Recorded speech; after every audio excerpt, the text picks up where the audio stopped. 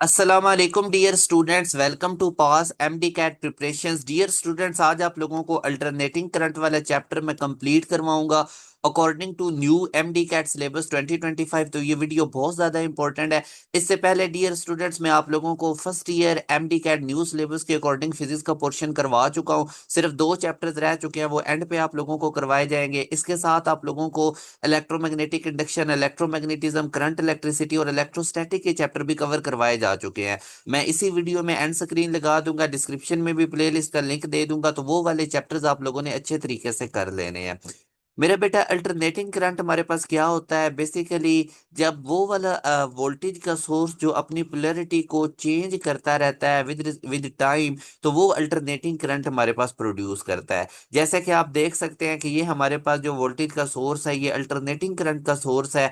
अब first half time के लिए इसका ये वाला टर्मिनल पॉजिटिव होगा और ये वाला नेगेटिव, और करंट हमें पता है हम पॉजिटिव टर्मिनल से नेगेटिव की तरफ उसकी डायरेक्शन लेते हैं। थोड़ी देर बाद जब फर्स्ट हाफ टाइम का गुजरेगा डियर स्टूडेंट्स, तो ये वाला टर्मिनल जो पहले पॉजिटिव था अब नेगेटिव हो जाएगा, और जो नेगेटिव टर्मिनल है वो पॉजिटिव हो जाएगा। तो करंट की डायरेक्शन इस तरह से हो जाएगी। मेरे बेटे, जो फ्रीक्वेंसी होती है ना, वो बता रही होती है कि एक सेकंड में अल्टरनेटिंग करंट का जो सोर्स है, जो वोल्टेज सोर्स है, वो अपनी पोलैरिटी कितने टाइम्स चेंज करता है। तो जो जिस तरह अब ये वापडा के जनरेटर होते हैं, हमारे पास फ्रीक्वेंसी इनकी 50 हर्ट्स होती है। तो ये एक सेकंड में 50 टाइम्स, मतलब 50 दफा अपनी पोलैरिटी को चेंज करते हैं। तो ये इतनी ज्यादा फास्ट पोलैरिटी चेंज हो रही होती है कि करंट बिल्कुल ऑसिलेट कर रहा होता है। कभी चार्जेस इस तरह फ्लो करते हैं, कभी चार्जेस इधर को फ्लो करते हैं। तो बेसिकली चार्जेस की, मेरा बेटा, इस तरह से ऑसिलेशंस हो रही होती है। तो अल्टरनेटिंग करंट जो है वो, अगर अब इतनी स्पीड से जब फ्रीक्वेंसी चेंज हो रही होगी, तो ये चार्जेस ऑसिलेट अपनी जगह पे कर रहे होंगे। मगर करंट क्या होता है, चार्जेस का फ्लो होता है, तो फ्लो तो कर रहे हैं, बेशक ऑसिलेट कर रहे हैं। तो ये हमारे पास alternating current basically due to the oscillation of charges होता है। अब चूंकि ये इतनी तेजी से ऑसिलेशंस हो रही होती हैं कि हमें अगर कोई यहाँ पे बल्ब वगैरह लगा हो, तो वो अगर थोड़े टाइम के लिए डिम भी होता है तो हमारा माइंड कैप्चर नहीं कर पाता। तो ये डियर स्टूडेंट्स, आप लोगों ने चीजें याद रखनी है। टाइम पीरियड हमारे पास क्या होता है, ये वो वाला इंटरवल होता है जिसमें जो वोल्टेज सोर्स होता है डियर स्टूडेंट, वो अपनी एक दफा पोलैरिटी चेंज करता है। उस एक दफा पोलैरिटी चेंज करने का जो टाइम है, that is called time period. Dear student, जो हमारे पास अल्टरनेटिंग करंट का वोल्टेज होता है ना, उसका फार्मूला आप लोगों ने याद रखना है। अल्टरनेटिंग करंट का वोल्टेज निकालने का ये वाला फार्मूला है, V equal to V not sine omega T. Omega को आप रिप्लेस कर लें 2 पाई अपॉन टाइम पीरियड से, तो फाइनल आप लोगों ने ये वाला रिलेशन याद रखना है। जब कभी भी अल्टरनेटिंग करंट का वोल्टेज डियर स्टूडेंट्स आप लोगों के सामने आएगा, तो उसकी इक्वेशन ये है। ये V इंस्टेंटेनियस वोल्टेज है जो किसी भी लम्हे का है, और V नॉट हमारे पास, मेरा बेटा, पीक वोल्टेज है, मैक्सिमम कहाँ तक वोल्टेज पहुंचा है। T टाइम पीरियड है, और उसकी एक पोलैरिटी चेंज होने का कितना टाइम है। मेरा बेटा, अगर आप देखो ना, तो आप लोगों के पास जो अल्टरनेटिंग करंट होता है ना, उसका जो ग्राफ होता है वो साइन की तरह का होता है, क्योंकि ये चार्जेस की ऑसिलेट करने से होता है प्रोड्यूस, और ऑसिलेशंस के अंदर जो हमारे पास वेव फॉर्म होती है वो साइन कर्व होती है। मेरा बेटा, अब आप देखो ना, यहाँ पे एंगल भी आ रहा है। बेसिकली ओमेगा टी जो है ये थीटा की इक्वल होता है, ये ओमेगा टी बेसिकली थीटा है, एंगल।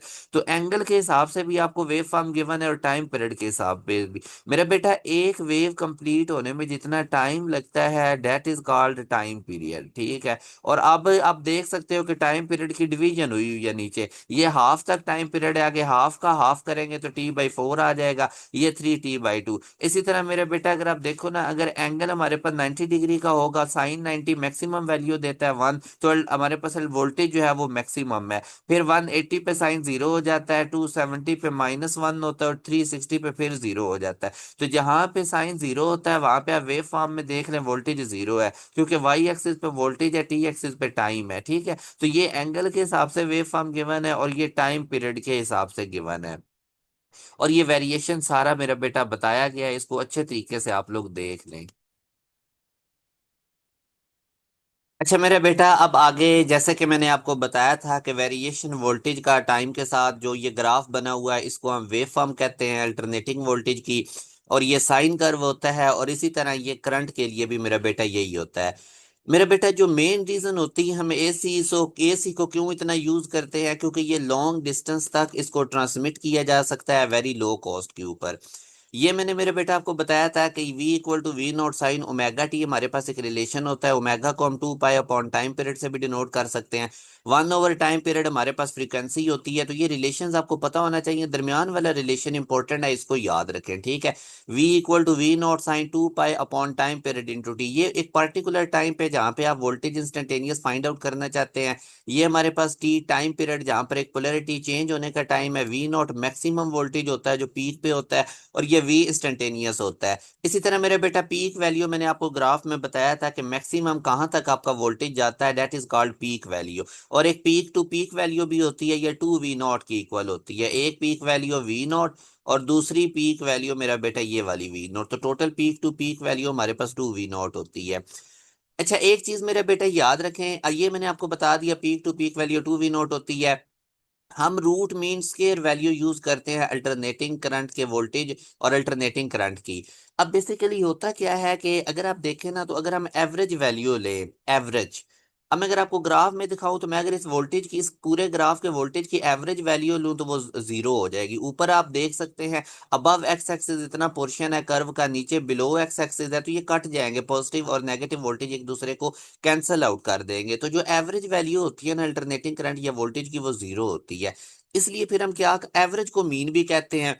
फिर हम उस मीन वैल्यू का स्क्वायर करते हैं और उसका रूट लेते हैं। वो जो आंसर आता है ना बेटा, अल्टरनेटिंग करंट सोर्स के साथ जो भी अल्टरनेटिंग करंट मेजर करने के लिए एमीटर, या अगर आप वोल्ट मेजर कर रहे हैं, तो वो आपको आरएमएस वैल्यू मेजर करके देता है। कोई भी डिवाइस जो अल्टरनेटिंग करंट या अल्टरनेटिंग वोल्टेज को मेजर कर रहा है, वो आपको आरएमएस वैल्यू देता है। अब आरएमएस वैल्यू का क्या मतलब होता है, रूट मीन स्क्वायर, यानी मीन जो एवरेज वैल्यू है उसका स्क्वायर करके फिर उसका रूट करके जो आंसर आता है, वो वाली वैल्यू आपको डिवाइस मेजर करके देता है। तो यही है, अभी इधर लिखा हुआ अल्टरनेटिंग करंट या वोल्टेज जो होता है, वो square root of its mean square value, उसको हम कहते हैं रूट मीन स्क्वायर वैल्यू। ये डिवाइसेस मेजर करके हमें देते हैं। इसको इफेक्टिव वैल्यू भी मेरा बेटा कहते हैं, आरएमएस वैल्यू भी कहते हैं। और ये ओवर अ कंप्लीट साइकिल होती है, ठीक है, तो इसको हम रूट मीन स्क्वायर वैल्यू कहते हैं। अब रूट मीन स्क्वायर वैल्यू मेरा बेटा चाहे वोल्टेज की निकालनी हो चाहे करंट की निकालनी हो, आपको फार्मूलाज याद होने चाहिए इसके पीक वैल्यूज के साथ। तो V R M S equal होती है हमारे पास V0/2 रूट, ठीक है, V0 मैक्सिमम वोल्टेज है।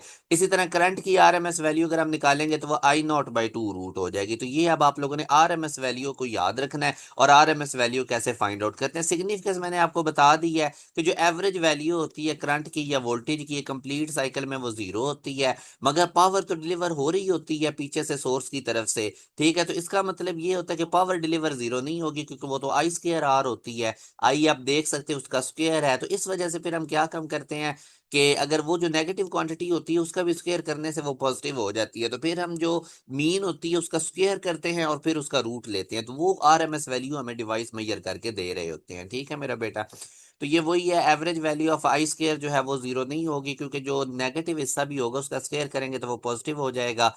तो जो भी हमारे पास अल्टरनेटिंग करंट है या वोल्टेज है, ये एक्चुअली मेजर किया जाता है square root of its mean square value, और उसको हम आरएमएस वैल्यू कहते हैं। तो ये मैंने आपको अभी बता भी दिया है। अब ये कुछ पास पेपर्स के क्वेश्चंस है बेटा, इनको आप देख लें। जैसे आप देखें, in an alternating voltage the instantaneous value is equal to -V0, तो फेज एंगल कितना होगा। तो मेरा बेटा अब आप खुद ही देख लो, -V0 ये पॉजिटिव V0 है और ये -V0 है, ठीक है। अब यहाँ पे चूंकि वो एंगल पूछ रहा है, तो नीचे एंगल की फॉर्म पे मैं ग्राफ बना देता हूँ। तो ये -V0 है, तो देख लें 270 डिग्री पे -V0 होता है, तो 270 degree is the right answer. Positive P0 जो है वो π/2 यानी 90 डिग्री पे होगा। अच्छा जी। इसी तरह अब आगे वो कहता है, if the instantaneous current in a circuit is given by, ये इंस्टेंटेनियस करंट का फार्मूला गिवन है, तो आरएमएस वैल्यू हमने निकालनी है। वेरी सिंपल, आरएमएस वैल्यू का फार्मूला था I0/2 रूट, मगर आपको I0 चाहिए, तो ये आपको सिंपल इंस्टेंटेनियस करंट की इक्वेशन से मिलेगा। इंस्टेंटेनियस करंट का फार्मूला मेरा बेटा I equal to I0 sine omega T plus theta होता है, ठीक है। अब यहां से अब आप देख सकते हैं, मैं अगर इसको कंपेयर करता हूं, तो ये साइन से पहले जो कुछ लिखा होता है ये पीक वैल्यू होती है। अगर करंट की फॉर्म में इक्वेशन है, तो ये करंट की पीक वैल्यू होगी, वोल्टेज की फॉर्म में है तो वोल्टेज की पीक वैल्यू होगी। अब चूंकि ये करंट की फॉर्म में है, तो I0 की जगह साइन से पहले आप देख सकते हैं 2 लिखा हुआ है, तो I0 मेरे पास कितना आ जाएगा, 2। तो ये अब मैं इसकी वैल्यूज प्लग इन करता हूँ, IRMS इक्वल टू 2/2 रूट। अब ये जो सिंपल 2 है, इसको हम लिख सकते हैं 2 रूट मल्टीप्लाई बाय 2 रूट, ये आ जाएगा। ये 2 रूट इस 2 रूट से कट जाएगा, तो IRMS हमारे पास टू रूट आएगा, ठीक है, जो कि अगर आप देख सकते हैं मेरे बेटा alpha option is the right answer. आगे नेक्स्ट क्वेश्चन में वो कहता है इन an AC circuit the average value, तो मैंने अभी बताया था कि एवरेज वैल्यू करंट की जीरो होती है, ठीक है, पावर डिलीवर्ड तो जीरो नहीं ना होती, स्क्वायर ऑफ करंट भी जीरो नहीं होता, नेगेटिव क्वांटिटी का स्क्वायर पॉजिटिव हो जाता तो नन ऑफ दीज भी नहीं, तो ये जीरो होती है, ठीक है, अल्फा राइट आंसर है। फिर वो कहता है अगर आप एम मीटर को कनेक्ट करते हैं एसी सर्किट के साथ तो वो क्या मेजर करता है, मैंने आपको बार बार बताया कि जो ए एम मीटर होता है वो आरएमएस वैल्यू करंट की मेजर करता है, ना पीक वैल्यू मेजर करता है, ना एग्जैक्ट वैल्यू, ना नेट वैल्यू, आरएमएस वैल्यू, ठीक है। तो ये मैंने नीचे इसकी रीजन लिख भी दी है, आप लोगों ने मेरे बेटा इसको बड़े ध्यान से देख लेना है, ठीक है। अब आगे अगर हम मूव करते हैं नेक्स्ट, तो वो कहता है the peak value of A C is 2 × 2 root ampere, it's apparent value, याद रखो आरएमएस वैल्यू को इफेक्टिव वैल्यू भी कहते हैं, एपरेंट वैल्यू भी कहते हैं, तीनों नाम याद रखो। तो ये बेसिकली आरएमएस वैल्यू निकालनी है, पीक वैल्यू यानी कि आई नॉट आपको गिवन है, आई आर एम एस का फार्मूला होता है I nought by two root, I nought की वैल्यू 2 × 2 रूट जो गिवन है, ये टू रूट से कट गया तो आई आर एम एस हमारे पास 2 एम्पेयर आएगा जो कि बीटा ऑप्शन में मौजूद है। अब मेरा बेटा ये वाला क्वेश्चन देखो, इसमें वो कहता है the graph shows how an alternating current I off peak value I not varies with time, which expression gives the alternating current. अब अल्टरनेटिंग करंट की वो आपसे इक्वेशन पूछ रहा है, उसने आपको अल्टरनेटिंग करंट की वेव फॉर्म बताई हुई है मेरे बेटा। सबसे पहले जब भी आपको वो वेव फॉर्म देगा तो आपने टाइम पीरियड देखना है, टाइम पीरियड मेरा बेटा एक वेव के कंप्लीट होने का टाइम है, नीचे एक्स एक्सिस पे टाइम है, जैसे ये 2.5 मिली सेकंड है, ये 5 मिली सेकंड है, तो आप चेक करें कि एक वेव कंप्लीट होने पे क्या टाइम आ रहा है, तो ये एक वेव इधर कंप्लीट हो रही है मेरा बेटा, तो यहाँ पे इसको कितना टाइम लगा 2.5 millisecond, it means time period हमारे पास कितना आ गया 2.5 मिली सेकंड, तो उसको आप सेकंड में कर लें, 2.5 को 10⁻³ से मल्टीप्लाई कर लें, ये फाइनल वो इंस्टेंटेनियस करंट की इक्वेशन है जो मैंने आपको कहा हुआ है कि इसको याद रखना है। इधर आप टाइम पीरियड की जगह हम उसकी वैल्यू पुट करेंगे, ठीक है। तो अब मेरे बेटा आप देखो I equal I nought sine 2 पाई, सिर्फ हमें टाइम पीरियड पता था 2 पाई 10⁻³ मल्टीप्लाई बाय टी, ये हमारे पास इक्वेशन है। अब इसको थोड़ा सा सॉल्व करते हैं, ये 10⁻³ ऊपर जाके 10⁻+3 हो जाएगी, मतलब 1000 हो जाएगा, ठीक है मेरा बेटा। और यहाँ से आप ये पॉइंट रिमूव करोगे तो ये 10 आएगा, ये भी ऊपर चला जाएगा नोमिनेटर में बटे का बटा, तो ऊपर 10,000 बन जाएगा, नीचे सिर्फ 25 बचेगा, 2 पाई को मैंने बाहर निकाल दिया, ठीक है मेरे बेटा। अब 25 को इससे कटिंग करो तो ये 400 बनेगा, 25 4 100 सात दो जीरो, अब 2 पाई को 400 से मल्टीप्लाई करो तो 800 पाई, ठीक है, इनको मल्टीप्लाई करो तो 800 पाई, तो ये हमारे पास फाइनल इक्वेशन बनी, जो कि अगर आप देखें मेरा बेटा तो डेल्टा ऑप्शन में मौजूद है। सिंपल सा क्वेश्चन था, इंस्टेंटेनियस करंट की उसने इक्वेशन पूछी थी, आपसे एक ग्राफ दिया हुआ था, सिंपल आप लोगों ने टाइम पीरियड निकाल लेना है, जब भी ग्राफ गिवन होगा वो 2.5 मिली सेकंड था, तो मैंने टी की जगह 2.5 मिली सेकंड लिखा, उसको थोड़ा सा सॉल्व करके मैंने इक्वेशन बना ली। तो ये अल्टरनेटिंग करंट की जब तक आपको बेसिक नहीं ना पता होगी तो आप ये चैप्टर कर ही नहीं सकते। तो ये मैंने सारे आपको अकॉर्डिंग टू न्यू सिलेबस, क्योंकि इंटरलिंक टॉपिक नहीं करेंगे तो आपके नंबर नहीं पूरे फिजिक्स में आएंगे। इंशाल्लाह ये लेक्चर सीरीज सुनने के बाद फिर आपको हम बड़ी प्रैक्टिस करवाएंगे एमसीक्यूज की, आपके फिजिक्स के पोर्शन में पूरे मार्क्स आएंगे। आगे वो कहता है at what time the instantaneous voltage is half of the maximum voltage, किस टाइम पे इंस्टेंटेनियस वोल्टेज होता है सिंपल वी और मैक्सिमम वोल्टेज होता है वी नॉट, और कंडीशन क्या है कि टी आपने निकालना है किस टाइम पे जो इंस्टेंटेनियस वोल्टेज है वो मैक्सिमम वोल्टेज का हाफ है, इंस्टेंटेनियस वोल्टेज वी है, maximum voltage V not by to है, तो ये कंडीशन मेरा बेटा आप लोगों ने निकालनी है। तो मैंने ये वोल्टेज की इक्वेशन लिखी जो मैंने आपको कहा हुआ है याद करें, इधर मैंने सिंपल वोल्टेज की जगह लिख देना है वी नॉट बाई टू, ठीक है, कि किस इंस्टेंटेनियस वोल्टेज मैक्सिमम वोल्टेज का हाफ हो, यही कंडीशन है ना, आगे वही वी नॉट, बाकी ये टी हमने निकालना है, वी नॉट से कट जाएगा तो ये इधर 1/2 रह जाएगा, साइन इधर जाके साइन इनवर्स 1/2 हो जाएगा, साइन किस एंगल में 1/2 वैल्यू देता है वो 30 डिग्री में, 30 डिग्री को पाई/6 हम लिख सकते हैं। ये मेरे बेटा एक पाई इस पाई से कट गया, स्मॉल टी आप लोगों ने निकाल लेना है, तो वो हमारे पास स्मॉल टी टी/12 आएगा जो कि इधर मौजूद है। सिंपल आप लोगों ने ये क्वेश्चन लिखनी है और इसके अंदर ये कंडीशन अप्लाई करनी है कि इंस्टेंटेनियस वोल्टेज मैक्सिमम वोल्टेज का हाफ किस एंगल पे होगा, किस टाइम पे होगा। अच्छा उसके बाद मेरा बेटा बड़ा इंपॉर्टेंट टॉपिक आपका आ जाता है फेज, फेज तक पहुंचने से पहले अगर आपको अल्टरनेटिंग करंट के पता नहीं तो आप मुझे बताएं कि आप किस तरह से फेज को कर सकते हैं। जब आपको अल्टरनेटिंग के नहीं पता अल्टरनेटिंग करंट है क्या, इंस्टेंटेनियस वोल्टेज क्या है, पीक वोल्टेज क्या है, उसकी बेसिक क्या है, तो इसलिए डायरेक्ट फेज नहीं करना, अदरवाइज आपके मार्क्स कट जाएंगे इस चैप्टर में से, आपको समझ भी सही नहीं आएगी। तो मेरा बेटा the instantaneous value of alternating voltage वो हमारे पास ये होती है, हमें पता चल गया थीटा की जगह आप ओमेगा टी भी लिख सकते हैं। ठीक है, तो फाइनल रिलेशन आप लोगों को जो मैंने बताया था आप लोगों के पास बन जाएगा, वो मैंने अभी पीछे बताया। अब ये किस एंगल पे अल्टरनेटिंग वोल्टेज की, अल्टरनेटिंग करंट की क्या क्या वैल्यूज है, दैट इज कॉल्ड फेज। ये जो एंगल थीटा है ना इधर लिखा हुआ omega T, that is called phase. ये स्पेसिफाई करता है instantaneous value of alternating voltage और करंट। ठीक है, अब जैसे यहाँ पे पाई/2 डिग्री पे वोल्टेज कितना है मैक्सिमम, पाई पे कितना है 0, 270 डिग्री पे कितना है -V0, 2 पाई पे कितना है 0, तो ये हमारे पास है। अब एक चीज होती है फेज लैग और एक चीज होती है फेज लीड। लीड होता है आगे को लीड करना और लैग होता है पीछे रहना है। ठीक है, अब मेरा बेटा अगर यहाँ पे आप देखते हैं ना, फॉर एग्जांपल वो मैं कहता हूँ कि एट पॉइंट बी अब दो आपको वेव फॉर्म मिल रही है, एक आपको ग्रीन कलर में वेव फॉर्म मिल रही है और एक आपको रेड कलर में मेरा बेटा वेव फॉर्म मिल रही है, और मैंने स्पेसिफाई किया है पॉइंट बी।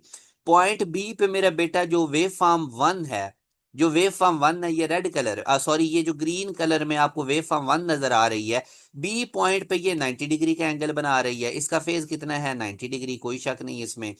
और मेरा बेटा जो रेड वाली वेव फॉर्म है वो बी पॉइंट पे 0 डिग्री एंगल बना रही है। मतलब बी पॉइंट पे अगर आप देखते हैं तो हमारे पास जो वेव फॉर्म वन है उसका 90 डिग्री का एंगल है और रेड वाली जो वेव फॉर्म टू है उसका 0 डिग्री का एंगल है। इसी तरह अब आप सी पॉइंट पे आ जाएं, सी पॉइंट पे आपकी जो ये ग्रीन वाली वेव फॉर्म है इसका 180 डिग्री का अब एंगल हो गया है, इधर से शुरू हुई थी ना ग्रीन वाली और सी पॉइंट तक इसका 180 डिग्री का एंगल हो गया है। मगर मेरा बेटा अगर आप रेड वाली वेव फॉर्म देखते हो तो वो 90 डिग्री पे पहुंच गई है। अब आप नोट करें कि जो आपकी ग्रीन वाली वेव फॉर्म है वो 90 डिग्री आगे है, हर पॉइंट पे वो 90 डिग्री आगे है। मेरी बात की समझ आई है? अब इधर देखो ना, इधर ग्रीन वाली जो वेव फॉर्म वन थी उसका 90 डिग्री का एंगल था, रेड वाली का 0 था। इधर जब आप सी पॉइंट पे आए हैं तो अब रेड वाली 90 डिग्री पे पहुंच गई है मगर ग्रीन वाली का 180 हो गया है। आप इधर ई पॉइंट पे आ जाए, ई पॉइंट पे चेक करें, आपकी जो ग्रीन वेव फॉर्म है वो 360 डिग्री का एंगल बना रही है मगर ये जो रेड वाली है ये वो 270 डिग्री का। हर पॉइंट के ऊपर ये जो वेव फॉर्म वन ग्रीन वाली है ये लीड कर रही है 90 degree wave form to red वाली को। यानी कि ग्रीन वाली वेव फॉर्म 90 डिग्री आगे है, तो हम कहेंगे कि जो ग्रीन वाली वेव फॉर्म वन है वो हर पॉइंट के ऊपर वेव फॉर्म वन लीड कर रही है पाई/2 से वेव फॉर्म टू को जो कि रेड कलर में है। तो ये लैग और लीड होता है, एक लीड कर रही होती है वेव फॉर्म और दूसरी पीछे होती है लैग। हाँ, आप ऐसे भी कह सकते हैं कि ये जो रेड वाली वेव फॉर्म है ये -90 डिग्री से लीड कर रही है। अब -90 डिग्री से इसने क्या लीड करना है, उसका वही मतलब है कि ये लैग कर रही है, पीछे है। तो ये मेरे बेटा कुछ चीजें हैं जो आप लोगों को पता होनी चाहिए। अब यहाँ से आप देख लें थीटा 90 डिग्री हमारे पास कहाँ पर होता है। वैसे मैं आपको एक चीज समझा रहा हूँ, पूरी वेव फॉर्म बनने में हमें टाइम कितना लगता है, टी टाइम पीरियड। ठीक है, और 90 डिग्री का एंगल मेरा बेटा यहाँ पे आता है जहाँ पे हमारे पास टाइम पीरियड का चौथा हिस्सा होता है, T=T/4 पे 90 डिग्री का एंगल बनता है। मेरे यहाँ पे मैं कैपिटल टी अगर निकालूं तो ये 4T के इक्वल आएगा। फ्रीक्वेंसी यहाँ पे कितनी होती है 1 अपॉन टाइम पीरियड, और टाइम पीरियड यहाँ पे कितना है 1/4T। ये मतलब ये कि किसी भी पॉइंट पे आप फ्रीक्वेंसी भी निकाल सकते हैं, टाइम पीरियड भी। अब आपको पता चला 90 डिग्री पे मैंने देखना था टाइम पीरियड कितना है, तो वो T/4 है। तो स्मॉल टी मेरे पास T/4 है, कैपिटल टी 4T आया, यहाँ से फ्रीक्वेंसी 1/T होती है, कैपिटल टी 4T है तो फ्रीक्वेंसी 1/4T हो जाएगी। तो ये भी आपको पता होना चाहिए किसी भी पॉइंट पे फ्रीक्वेंसी या टाइम पीरियड कैसे निकालना है हमने। अच्छा बेटा, अब आगे एक और चीज आपने समझनी है, जो फेज लीड या फेज लैग है इसको हम रिप्रेजेंट करते हैं वेक्टोरियल फॉर्म में।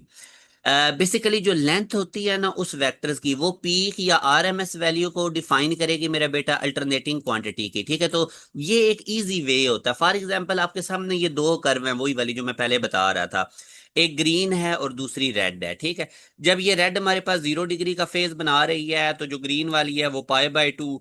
ठीक हो गया, जब ग्रीन वाली आप देख सकते हैं 180 पे पहुंचे, तो मतलब ये है कि हमारे पास इसमें जो, अब बेटा अगर आप देखेंगे ना तो इसके अंदर बेसिकली जो हमारे पास ये वाली डायग्राम बनी हुई है, इसमें अब अगर आप देखते हैं हमारे पास तो जो रेड वाली है वो लीड कर रही है। ठीक है, क्योंकि रेड वाली पहले ही यहाँ पे 90 डिग्री का एंगल बना रही है और ग्रीन वाली यहाँ पे 0 का बना रही है। जब रेड वाली का 180 पे पहुंचा है तो ये हमारे पास 90 डिग्री पे है। ठीक हो गया, तो हमारे पास डियर स्टूडेंट्स अब अगर आप देखें ना तो इसमें फॉर एग्जांपल ये रेड वाली कर्व अगर इसको लीड कर रही है ग्रीन वाली को, तो आपने जो चीज समझनी है वेक्टोरियल फॉर्म में ऐसे लिखते हैं।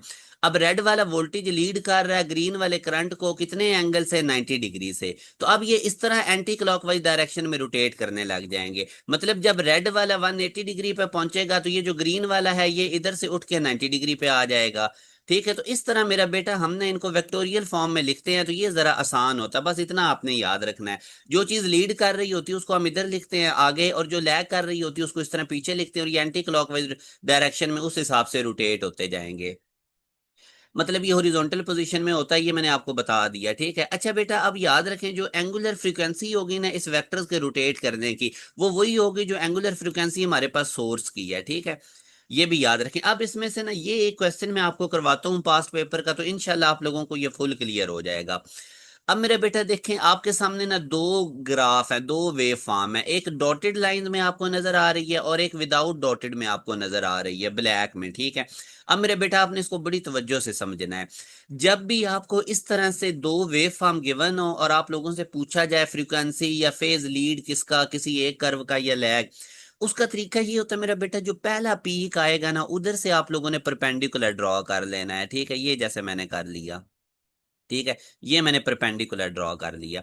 अब यहाँ पे मेरा बेटा आप देखो इस पहले पीक पे जो एम वाली वेव फॉर्म है उसका एंगल आ रहा है 90 डिग्री। इसका कितना आ रहा है फेज, 90 डिग्री। ठीक हो गया। और ये जो डॉटेड है इसका 90 यहाँ पे बन रहा है। इसका 90 डॉटेड एन का क्या बन रहा है, यहाँ पे बन रहा है।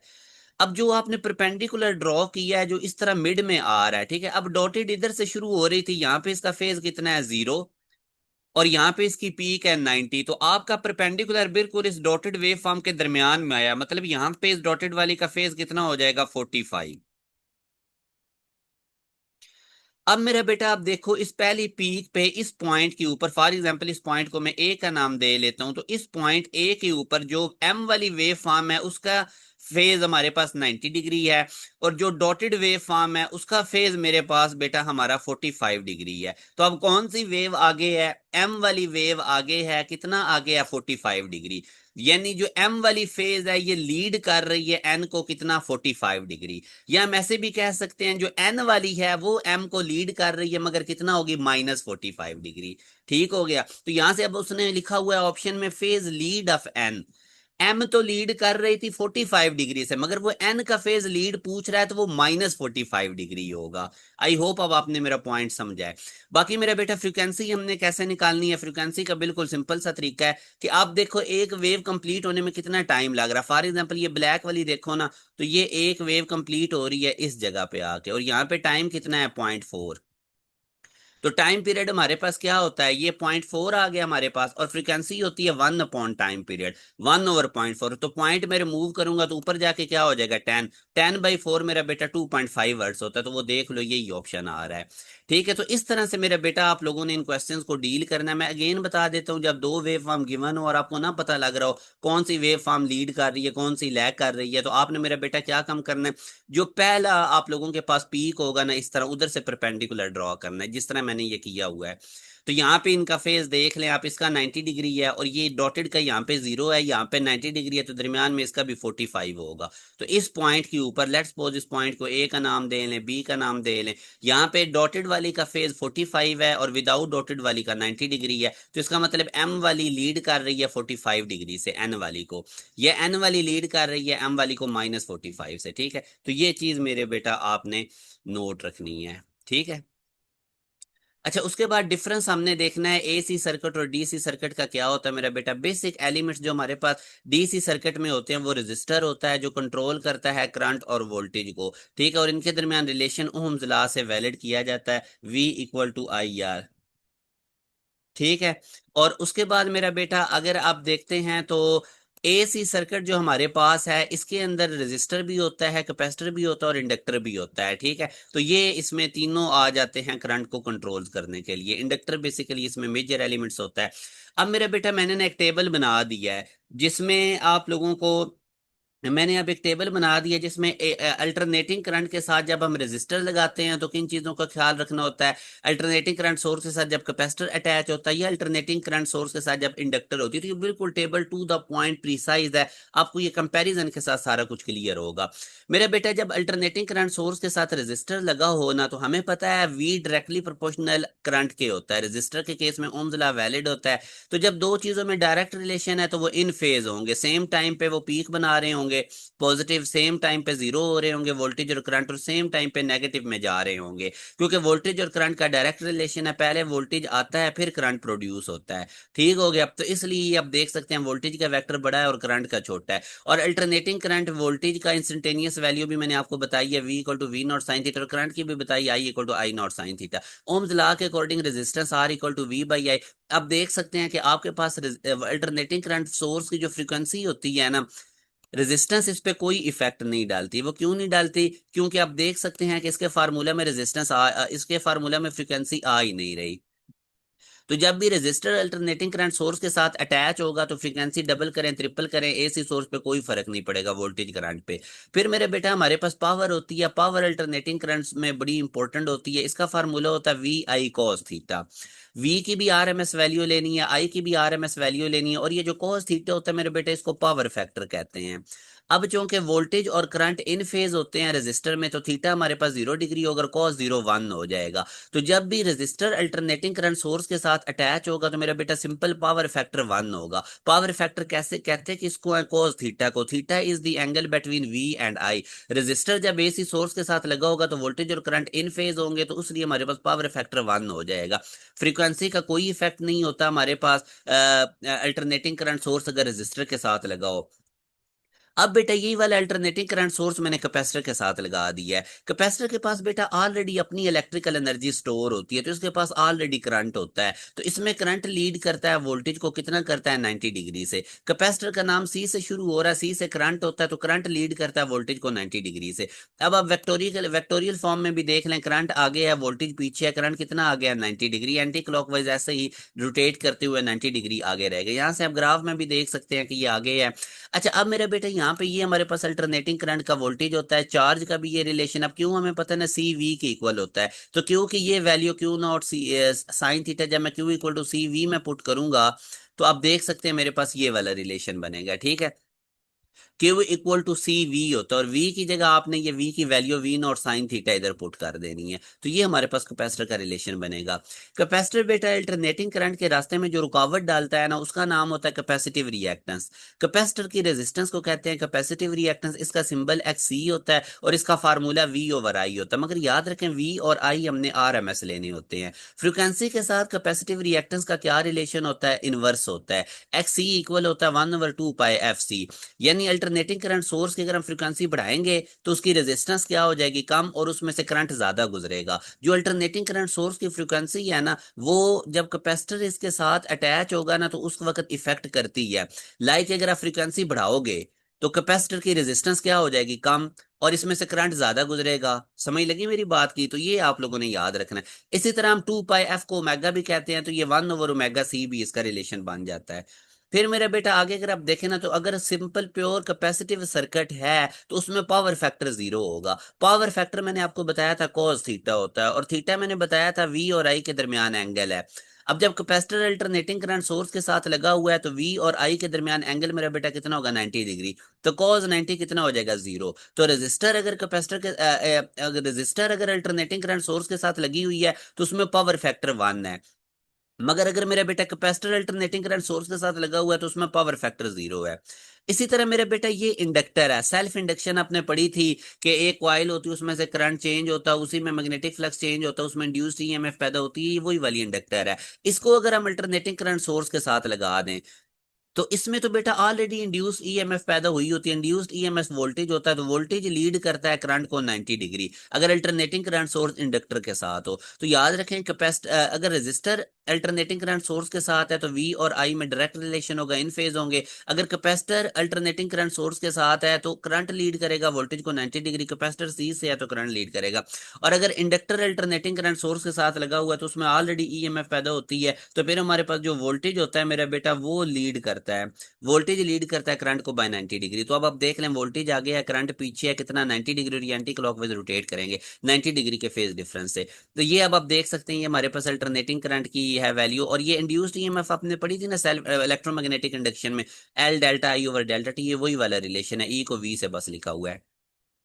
इंडक्टर जो अल्टरनेटिंग करंट के रास्ते में रुकावट डालता है उसको इंडक्टिव रिएक्टेंस कहते हैं। इंडक्टर की रेजिस्टेंस को इंडक्टिव रिएक्टेंस कहते हैं, और इसका फार्मूला इसको डिनोट करते हैं एक्सएल, और ये वी ओवर आई के इक्वल है। फ्रीक्वेंसी के साथ इसका डायरेक्ट रिलेशन होता है। अगर आप अल्टरनेटिंग करंट सोर्स की मेरे बेटा फ्रीक्वेंसी बढ़ाओगे तो इंडक्टर की रेजिस्टेंस भी बढ़ जाएगी और उसमें से करंट कम हो जाएगा। और जो प्योर इंडक्टिव सर्किट्स होते हैं बेटा, उनकी पावर फैक्टर जीरो होता है, क्योंकि पावर फैक्टर मैंने बताया था कॉस थीटा होता है, और theta is the angle between V and I. तो कैपेसिटर हो या इंडक्टर हो, इसमें वी और आई के दरमियान 90 डिग्री का एंगल होता है, तो इसलिए इंडक्टिव रिएक्टेंस जीरो हो जाए, इसलिए पावर फैक्टर जीरो हो जाएगा। तो ये मेरे ख्याल में अब इससे बेहतर और शॉर्टकट वे से चार्ट की फॉर्म में जिस तरह मैंने आपको समझाया ना, अब आपको प्रॉब्लम, बड़ा कंप्लेक्स टॉपिक मैंने आपको बिल्कुल सिंपल करके और कंपैरिजन करके बता दिया है।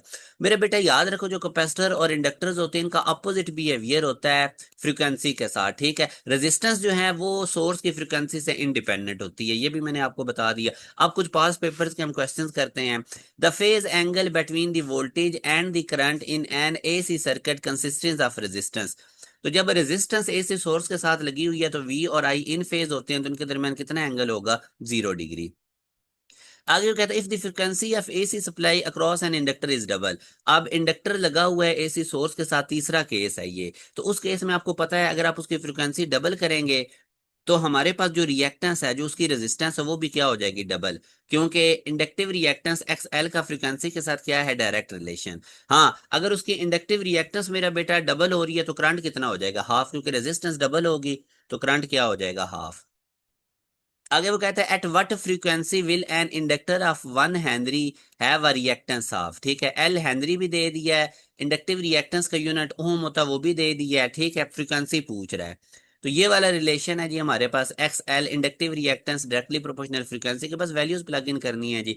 एक्स एल 500 है, 2 पाई, पाई होता है 3.14, 2 से मल्टीप्लाई हो, किसकी जगह 6.28, और L inductive reactance Henry L है, ये इसकी 1 वैल्यू। तो यहाँ से फ्रीक्वेंसी साइड पे करें, ये 500/6 कर लें इसको, 6 8 और 48, तो ये हमारे पास तकरीबन 80 हर्ट्ज आएगा, ठीक है। इस तरह आप लोगों ने विदाउट कैलकुलेटर कर लेना होता है।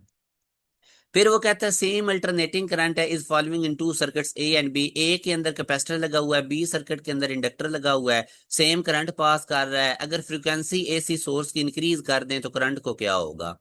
तो मेरे बेटा अब देखो ना, फॉर एग्जांपल ए सर्किट में क्या लगा हुआ है? कैपेसिटर, ठीक है। अब आपको पता है कि जो कैपेसिटर है उसका फ्रीक्वेंसी के साथ इनवर्स रिलेशन है, और जो इंडक्टर है उसका फ्रीक्वेंसी के साथ क्या है? डायरेक्ट रिलेशन है। ये मैंने आपको बताया था, कैपेसिटर की रेजिस्टेंस का फ्रीक्वेंसी से इनवर्स रिलेशन है और इंडक्टर की रेजिस्टेंस का फ्रीक्वेंसी से डायरेक्ट रिलेशन है।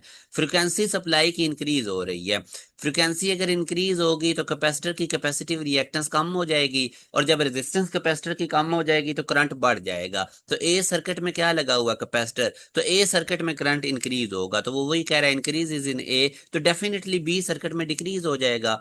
बी में इंडक्टर लगा हुआ है, इंडक्टर का फ्रीक्वेंसी के साथ इंडक्टिव रिएक्टेंस का फ्रीक्वेंसी से डायरेक्ट रिलेशन है। अगर आप फ्रीक्वेंसी बढ़ाएंगे तो इंडक्टिव रिएक्टेंस कम हो जाएगी। अगर इनका डायरेक्ट रिलेशन है ना, अगर आप फ्रीक्वेंसी बढ़ाएंगे तो यहाँ पे इंडक्टिव रिएक्टेंस भी बढ़ जाएगी, क्योंकि डायरेक्ट रिलेशन है। तो जब रेजिस्टेंस बढ़ेगी इंडक्टर की तो करंट क्या हो जाएगा? कम। तो decrease is in B. Current उसने पूछा था, फ्रीक्वेंसी नहीं पूछी, ठीक है। उसने करंट पूछा था, रेजिस्टेंस नहीं पूछी। फ्रीक्वेंसी बढ़ाने से मेरा बेटा, फ्रीक्वेंसी बढ़ाने से कैपेसिटर की अगर मैं बात करूं तो उसकी कैपेसिटिव रिएक्टेंस तो कम होगी मगर करंट बढ़ेगा, ठीक है। और इसी तरह फ्रीक्वेंसी बढ़ाने से इंडक्टर की जो रेजिस्टेंस है वो बढ़ जाएगी मगर उसमें करंट कम हो जाएगा, ठीक है। इसी तरह कैपेसिटर में फ्रीक्वेंसी बढ़ाने से उसकी रेजिस्टेंस कम होगी मगर करंट बढ़ जाएगा। तो ये आप लोगों ने ध्यान रखना है। कैपेसिटिव सर्किट में जो कैपेसिटर में करंट लीड करता है जी वोल्टेज को, ठीक है, करंट लीड करता है वोल्टेज को बाय 90 डिग्री। एक 40 ओम का हमारे पास इलेक्ट्रिक हीटर है, वो कनेक्ट किया गया है 200 वोल्ट के साथ, 50 हर्ट्ज मेन सप्लाई फ्रीक्वेंसी है। पीक वैल्यू जी हमने बतानी है, ठीक है। सिंपल सा रिलेशन है, V equal to I R होता है, मगर अल्टरनेटिंग करंट के केस में V RMS होगा, I भी RMS होगा। यहाँ पे आपको R और V गिवन था, इधर से I RMS निकाल लें। जब I RMS आपके पास आ जाएगा तो पीक वोल्टेज आसान है।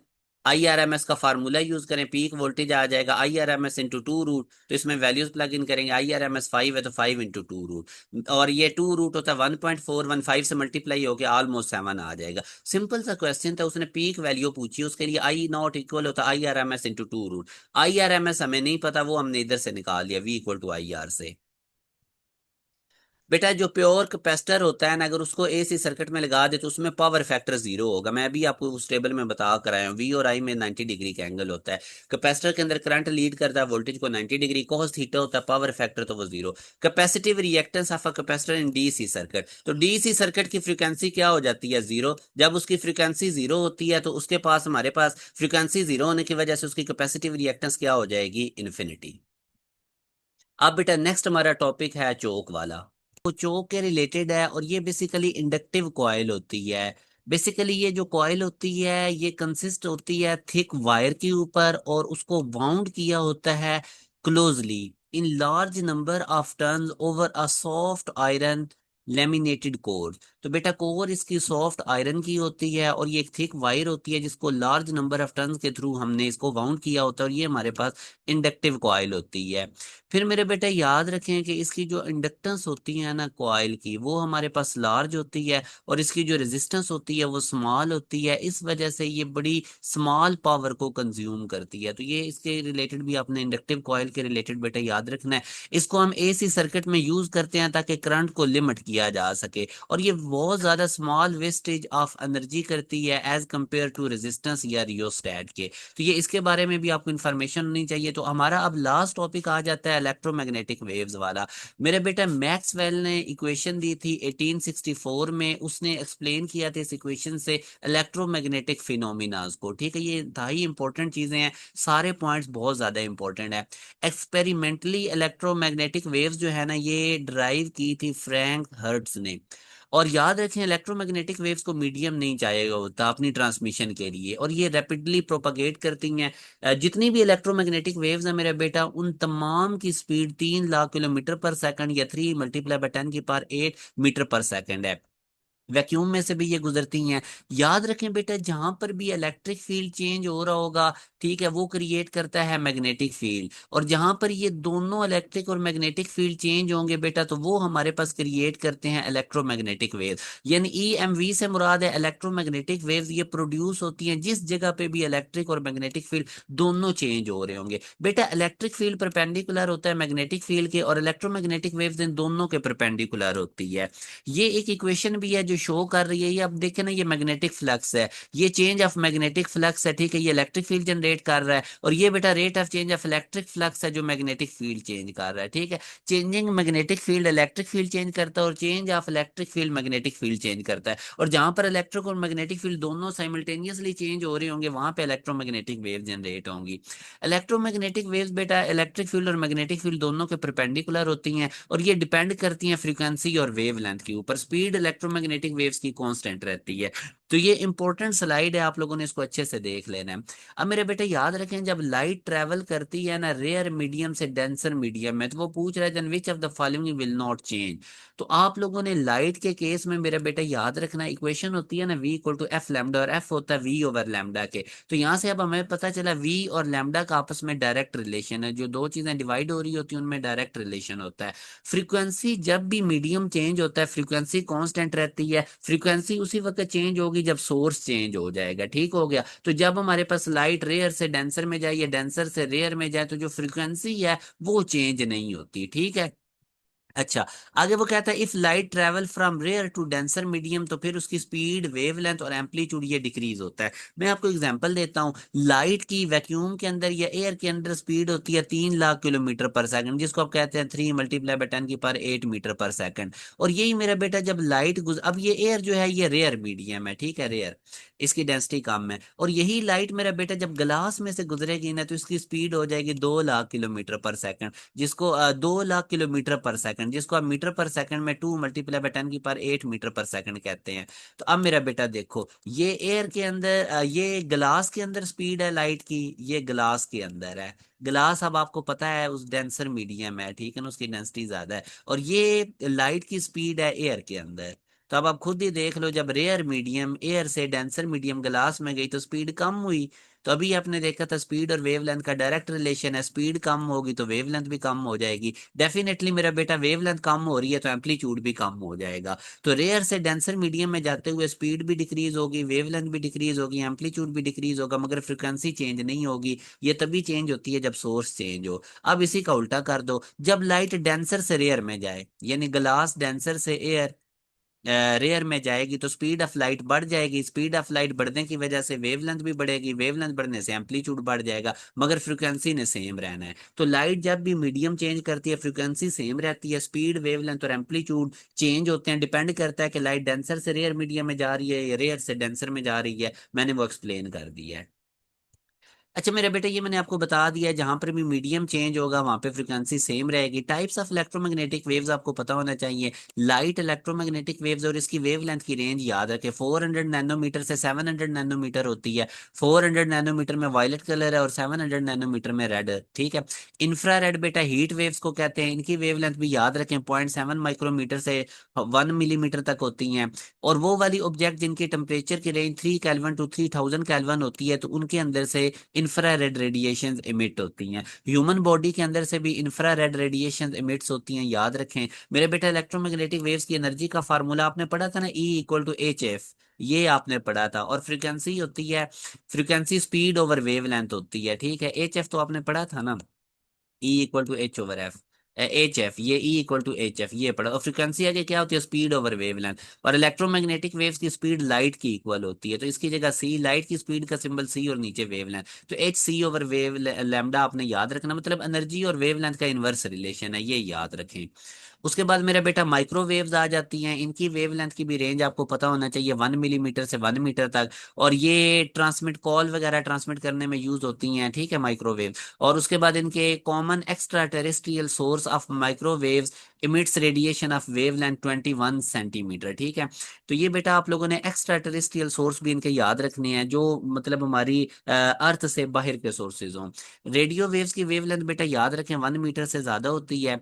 और ये टेरेस्ट्रियल सोर्सेज होते हैं through electrons oscillation in wire of electric circuit. Terrestrial sources वो होते हैं जो अर्थ के ऊपर इसके सोर्सेज होते हैं रेडियो वेव्स के, और एक्स्ट्रा टेरेस्ट्रियल सोर्सेज होते हैं जो अर्थ से बाहर होते हैं, यूनिवर्स वगैरह स्पेस वगैरह में। तो जो रेडियो वेव्स होती हैं बेटा, ये बेसिकली इलेक्ट्रॉन्स की ऑसिलेशन जो होती है ना वायर के अंदर किसी भी इलेक्ट्रिक सर्किट में, उससे रेडियो वेव्स जनरेट होती हैं। और ये जो रेडियो एमिशंस हो रही होती है एक्स्ट्रा टेरेस्ट्रियल सोर्सेज से, जो हमारी अर्थ से बाहर है, उनको नोट करना, उनकी कैलकुलेशन करना, उनकी मैपिंग करना, that is called radio astronomy. तो इसको भी आप लोगों ने नोट रखना है। उसके बाद अल्ट्रा वायलेट है बेटा, इनकी वेवलेंथ 1 नैनोमीटर से 400 नैनोमीटर तक होती है। और ये इनकी वजह से सन बर्न भी होता है अल्ट्रा वायलेट वेव्स में। अल्ट्रा वायलेट वे जो होती है बेटा, इनकी light is extremely effective in killing bacteria yeast. तो ये एमसीक्यूज आ सकते हैं, वो आपसे पूछ सकता है अल्ट्रा वायलेट कहाँ पे यूज होती है। इंडस्ट्री और हॉस्पिटल में ये वाटर को ट्रीट करने के लिए, इंडस्ट्री हॉस्पिटल में वाटर को ट्रीट करने के लिए कौन सी इलेक्ट्रोमैग्नेटिक वेव्स यूज होती है, तो वो अल्ट्रा वायलेट है। इसी तरह मेरा बेटा एक्सरेज की आपको वेवलेंथ पता होनी चाहिए, 0.1 नैनोमीटर से 10 नैनोमीटर। मैंने आप सारी चीजें आपको लिखी लिखाई दे दी हैं, आप लोगों को आप इस पे सर्च करने की जरूरत नहीं पड़ेगी। और ये शेडोग्राफी में भी यूज होती है, बेसिकली ये बोन के अंदर एब्जॉर्ब हो जाती हैं और फ्लैश गोश्त में से पास कर जाती हैं। तो इस वजह से फ्रैक्चर वगैरह को यूज करने में भी ये पता लगाने के लिए यूज होती है। गैमा रेज की वेवलेंथ बेटा 10 पिकोमीटर से लेस होती है। अब इसमें से इस टाइप के वो आपसे क्वेश्चन पूछ सकता है, which of the following can not be produce due to electronic transition from higher shell to lower. जब हायर शेल से लोअर शेल में बेटा इलेक्ट्रॉन जंप करता है ना, तो वो उसके पास एक्स्ट्रा एनर्जी होती है, वो रिलीज करता है। तो उससे याद रखें मेरा बेटा, जो गैमा रेज होती है ना, कभी भी ये इलेक्ट्रॉनिक ट्रांजिशन से इलेक्ट्रॉन्स के हायर या लोअर शेल में जंप करने से नहीं प्रोड्यूस होती। ये जो गैमा रेज है, ये न्यूक्लियस के डी एक्साइट होने से पैदा होती हैं, इलेक्ट्रॉन्स की इलेक्ट्रॉनिक ट्रांजिशन से नहीं होती, बाकी तमाम हो जाती हैं। अच्छा इसके बाद मेरा बेटा आगे आप लोग ना इस वर्ड को याद रख लें, RXU विमर, ये याद रख लें, RXU विमर, VIMR विमर। आर से मुराद गैमा रेज है, ये एक्स रेज, ये अल्ट्रा वायलेट, ठीक है। ये इसी तरह इंफ्रारेड, माइक्रोवेव, रेडियो वेव। अब ना ये पैटर्न आपको याद होगा तो आपको एमसीक्यूज पता होंगे, ये सारी इलेक्ट्रोमैग्नेटिक वेव्स हैं मेरे बेटा। ऊपर जाते हुए ना, नीचे से ऊपर जाते हुए इनकी एनर्जी इंक्रीज होती है। एनर्जी डायरेक्टली प्रोपोर्शनल होती है फ्रीक्वेंसी के। अगर एनर्जी इंक्रीज होती है तो डेफिनेटली मेरे बेटे इनकी फ्रीक्वेंसी भी इंक्रीज होती है। और वेवलेंथ के इनसे इनवर्स रिलेशन है तो वो डिक्रीज होती है, क्योंकि फ्रीक्वेंसी और वेवलेंथ के इनवर्स रिलेशन है। फ्रीक्वेंसी इंक्रीज होगी तो वेवलेंथ डिक्रीज होगी। मतलब सबसे ज्यादा एनर्जी गैमा रेज के पास है, इसकी फ्रीक्वेंसी भी सबसे ज्यादा है, और सबसे ज्यादा वेवलेंथ रेडियो वेव्स के पास है, ठीक है, क्योंकि ये सबसे नीचे है। ऊपर जाते हुए वेवलेंथ कम होगी, एनर्जी फ्रीक्वेंसी बढ़ेगी। नीचे आते हुए वेवलेंथ बढ़ेगी, एनर्जी फ्रीक्वेंसी कम होगी। तो ये मैंने लिख दिया, रेडियो वेव्स की मैक्सिमम वेवलेंथ है, गैमा रेज के पास मैक्सिमम एनर्जी और फ्रीक्वेंसी है। और एक्स रेज की वेवलेंथ आपसे एमसीक्यूज पूछ सकता है, 10 की पावर -10 मीटर होती है। मेरे बेटे इन तमाम एक्स जितनी भी इलेक्ट्रोमैग्नेटिक वेव्स हैं सबकी स्पीड सेम होती है, तो स्पीड से कंफ्यूज नहीं होना।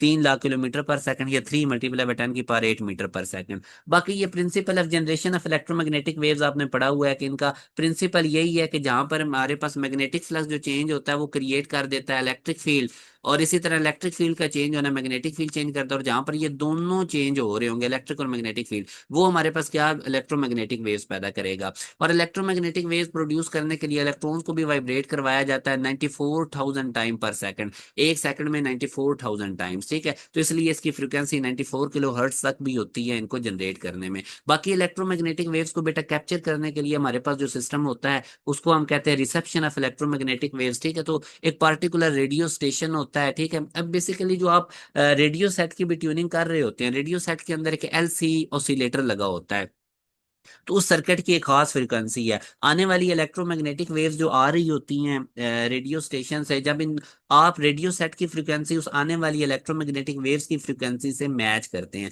तो जहां पर ये मैच हो जाती है वहां पे हमारा स्टेशन ट्यून हो जाता है, सिग्नल हमारे पास मैक्सिमम आते हैं। तो ये हम कहते हैं कि हमारे पास इनकी क्या हो रही है, इनकी हमारे पास रेजोनेंस हो रही है, ठीक है। तो बहरहाल रेडियो सेट भी इसकी एक एग्जांपल है। तो ये मेरा बेटा सारा हमारे पास अल्टरनेटिंग करंट वाला, according to latest MD cat syllabus 2025, मैंने अल्टरनेटिंग करंट आप लोगों को कंप्लीट करवाया है चैप्टर पूरा, और साथ मैंने आप लोगों को मेरा बेटा पास्ट पेपर्स के क्वेश्चंस भी करवाए हैं। ये लेक्चर सीरीज बहुत ज्यादा इंपॉर्टेंट है, इसको लाजमी करें इंशाल्लाह। इन लेक्चर्स के बाद और जो एंड पे आपको प्रैक्टिस करवाई जाएगी, आपके एमडी कैट फिजिक्स में पूरे मार्क्स आएंगे। अपना ख्याल रखिएगा, दुआ में याद रखिएगा। अल्लाह हाफिज।